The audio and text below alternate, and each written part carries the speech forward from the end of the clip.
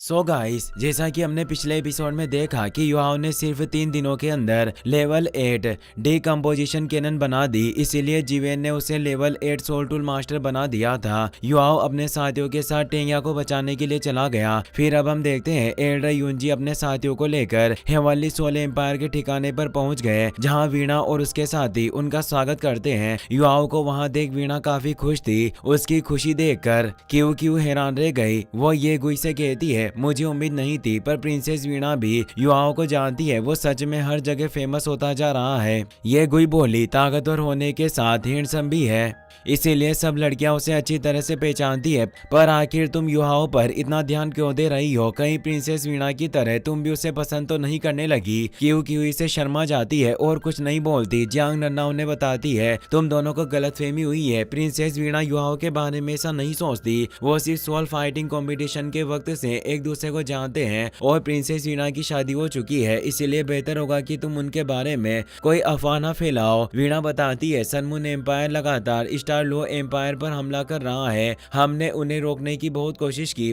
पर हम चाहकर भी उनके सोल टूल्स का मुकाबला नहीं कर पा रहे। यहाँ तक कि हम उनके ऊपर नजर भी नहीं रख सकते, क्योंकि उनके पास हाई लेवल डिटेक्शन सोल टूल टेक्नोलॉजी है। एल्डर युंजी पूछती है, इस वक्त हेवनली सोल एम्पायर के पास कितने हाई लेवल सोल टूल्स मौजूद हैं जिनकी मदद से हम सन मून एम्पायर की सेना का मुकाबला कर सके? वीणा बताती है, कुछ वक्त पहले सन मून एम्पायर ने बॉडी सेक्टर पर हमला किया। हमें उनके हमला करने का जरा भी अंदाजा नहीं था, जबकि सन मून एम्पायर की सेना पूरी तरह से तैयार होकर आई थी। उन्होंने ऐसे वक्त हमला किया जब हमारा डिफेंस कमजोर था और उनके अचानक हमले की वजह से हमारा सुरक्षा कवच टूट गया। सन मून एम्पायर की सेना बहुत सारे 9 लेवल सोल टूल से लेकर आई थी और लगातार हमारे पावर हाउस पर हमला करती रही। हम कुछ समझ पाते इससे पहले इविल सोल मास्टर्स ने भी हमारे ऊपर हमला कर दिया, जिससे हमें बहुत भारी नुकसान हुआ और बहुत सारे सोल मास्टर्स मारे गए। अब हम कुछ वक्त पहले का सीन देखते हैं, जब सन मून एम्पायर की सेना ने अचानक हमला करके बॉडी सेक्टर का सुरक्षा कवच मिट्टी में मिला दिया।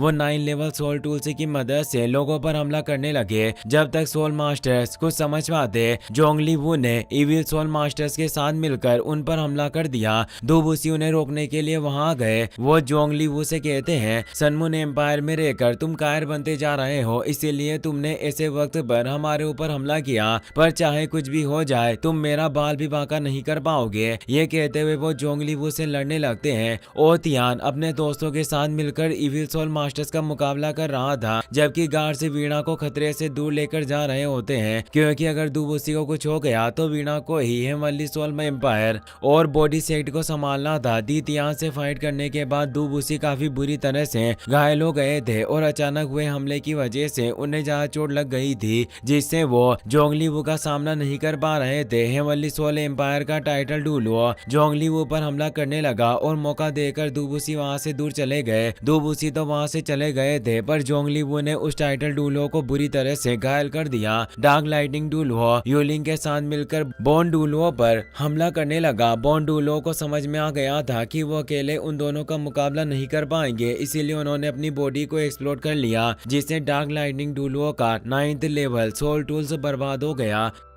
9th लेवल सोल टूल की वजह से ब्लैक हेयर डूलो घायल हो चुकी थी और मौके का फायदा उठाकर नेदरवर्ल्ड के डूलो ने जोरदार हमला करके उसे बुरी तरह से घायल कर दिया।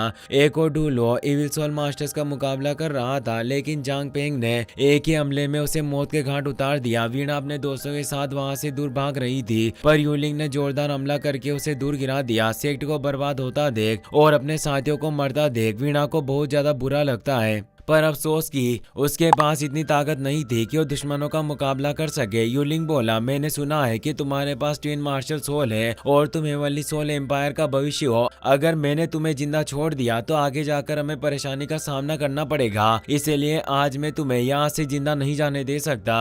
ये कहते हुए उसने अपनी सन मून डिवाइन नीडल की मदद से वीणा पर हमला कर दिया। वीणा को लग रहा था कि अब वो नहीं बच पाएगी, लेकिन तभी ओतियान उसके सामने आ गया और मुशु वीणा को लेकर वहाँ से दूर भाग जाती है। वीणा जानती थी कि सनमुन डिवाइन नीडल के सामने जाकर ओतियान अपनी जान दांव पर लगा रहा है, जिससे उसे बहुत ही ज्यादा बुरा लगता है और उससे अपनी शादी का दिन याद आ जाता है। वो फूट फूट कर रोने लगती है, पर कमजोर होने की वजह से कुछ नहीं कर सकी। वीणा एल्डर युंजी को बताती है, हमारे बॉडी सेक्ट में टोटल 11 टाइटल डूलो थे, पर सनमुन एम्पायर के अचानक हमले में 3 डूलो शहीद हो गए और मेरे मास्टर के साथ बाकी 4 डूलो बुरी तरह से घायल हैं। हमें बहुत ही ज्यादा नुकसान हुआ और लगभग आधे से ज्यादा सेक्ट स्टूडेंट मारे गए, यहाँ तक कि मेरा हस्बैंड ओतियान भी उस बैटल में जिंदा नहीं बच पाया। ये कहते हुए उसकी आंखों में आंसू आ गए। उसे दुखी देख युआओ और उसके साथियों को काफी बुरा लगा। एल्डर युंजी बोली, मैं यकीन के साथ कह सकती हूँ कि तुम्हें हमारे यहाँ आने की वजह पता होगी। हमारा खास मकसद अपने स्टूडेंट को बचाना है, लेकिन हमें मौका मिला तो हम तुम्हारी मदद जरूर करेंगे। वो युआओ से आगे के प्लान के बारे में पूछने लगी। युआओ बताता है, सबसे पहले हमें टेंगिया और दुश्मन की लोकेशन का पता लगाना होगा, जिसके बाद हम हमले की प्लानिंग करेंगे। युआओ अकेले टेंगिया को ढूंढने के लिए जाने वाला था, पर एल्डर युंजी जानती थी कि सनमुन एम्पायर के साथ इविल सोल मास्टर्स भी यहाँ मौजूद है और युआओ को अकेले भेजना सुरक्षित नहीं होगा, इसीलिए वो भी उसके साथ चली गई। युआओ सनमुन कैंप को दूर से देखने लगा। उसे पता चलता है कि जमीन के साथ साथ आसमान में भी बहुत सारे हाई लेवल डिटेक्शन सोल टूल्स मौजूद हैं, जिसके चलते कोई भी उड़कर कैंप के अंदर नहीं जा सकता।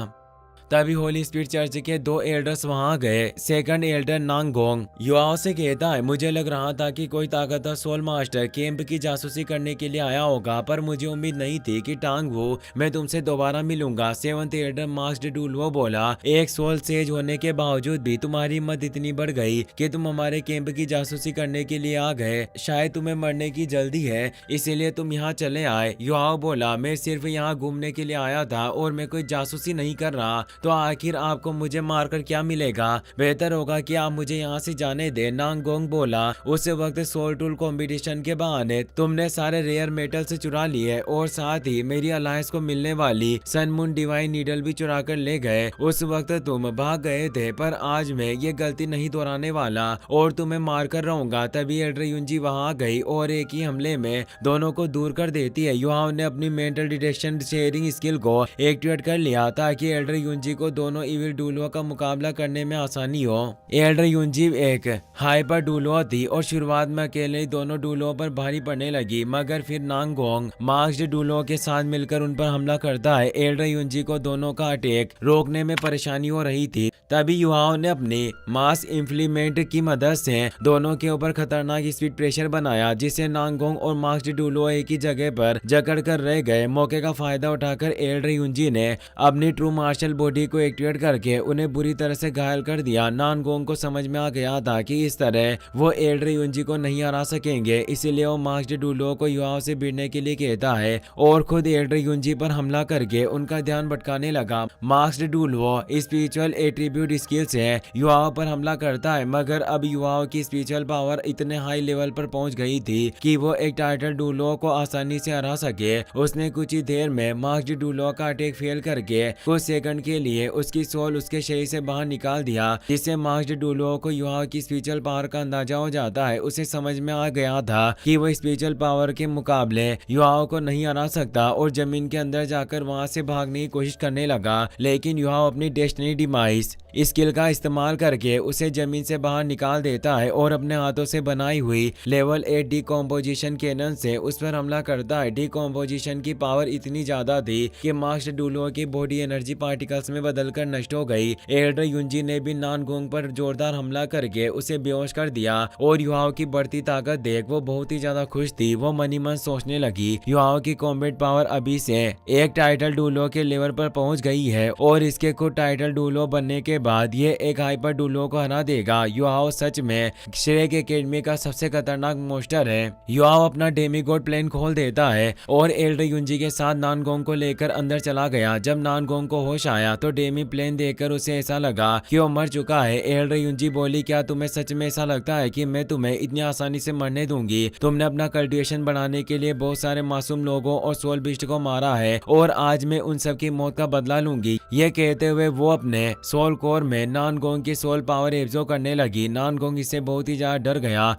वो कहता है अगर तुम इसी तरह मेरी सोल पावर एब्जॉर्ब करती रही तो मेरा कल्टिवेशन नष्ट हो जाएगा और मैं एक अपाहिज बन जाऊंगा। एल्डर युंजी बोली, तुमने इस कल्टिवेशन को हासिल करने के लिए बहुत सारी जानें ली है, तो मैं तो खुश होना चाहिए कि मैं सिर्फ तुम्हें अपाहिज कर रही हूँ, वरना तुम जैसे शैतान को ऐसी मौत मिलनी चाहिए कि तुम दोबारा इविल सोल मास्टर बनने के बारे में न सोचो। नानगोंग बोला, मैं तुमसे भीख मांगता हूँ, मेरी सोल पावर एब्जॉर्ब मत करो और मुझे जिंदा छोड़ दो। उसके बदले मैं तुम्हें सब बताने के लिए तैयार हूँ। इसके अलावा मेरी मार्शल सोल हेवनली सेंटीपीड को कल्टिवेशन बढ़ाने के लिए किसी को डिवावर करने की जरूरत नहीं है और मैंने बहुत कम लोगों को मारा है। मुझे सिर्फ एक आखिरी मौका दो और मैं सुधर जाऊंगा। एल्डर युंजी बोली, मुझे बताओ कि होली स्पिरिट चर्च में कितने मेंबर्स हैं और तुम सब कैसे काम करते हो। नानगोंग बोला, होली स्पिरिट चर्च में सबसे ऊंची पोजीशन सुप्रीम लीडर की होती है। इस वक्त डेथ गॉड डुलुओ शीसुई सुप्रीम लीडर की पोजीशन पर बैठी है। उसके बाद कल्ट लीडर जोंगली वो और वाइस कल्ट लीडर फेंग लिंग है। उनके नीचे दोनों होली लेडी और 8 इविल एल्डर्स हैं। 8 एल्डर्स टाइटल डुलुओ है और मैं सेकंड एल्डर हूँ।